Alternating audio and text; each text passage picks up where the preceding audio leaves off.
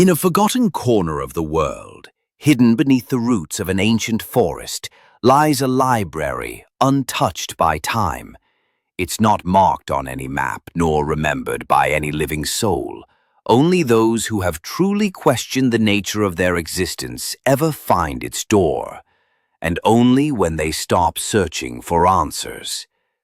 Elias, a young philosopher burned out by academia, wanders into the forest after abandoning his university post.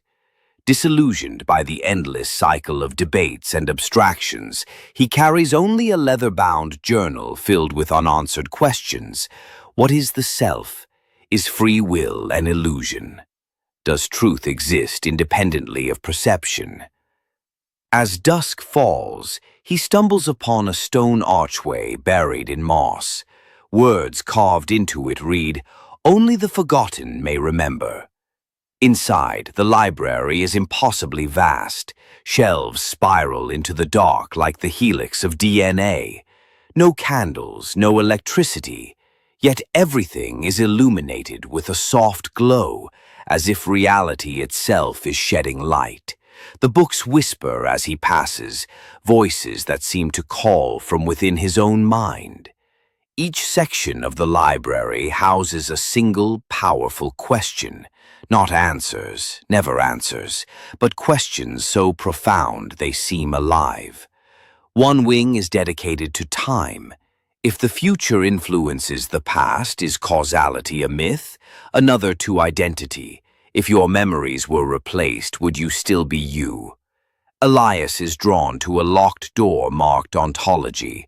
A note nailed to it reads, "To enter, sacrifice certainty." He hesitates. He spent his life chasing certainty, that one truth that would give life meaning. But now, in this place that defies logic, he opens his journal and tears out the page titled, "What I Know." It disintegrates in his hand. The door opens. Inside, he meets a figure cloaked in mirror-like robes. The face reflects Elias's own, but older, wiser, or maybe just wearier. "You are not the first you to come here," the figure says. "What are you?" Elias asks. "I am every version of you who chose to question rather than believe." Elias learns that the library exists in a place outside of time, a crossroads for minds that abandon comfort for curiosity. Every visitor contributes a question and leaves changed. Some leave with madness, some with silence, some with peace. Before he departs, Elias must add a question to the library. He chooses carefully.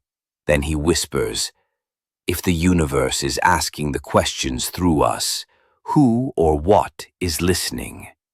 As he leaves, the forest feels warmer. The world hasn't changed, but he has. He no longer seeks answers, only better questions.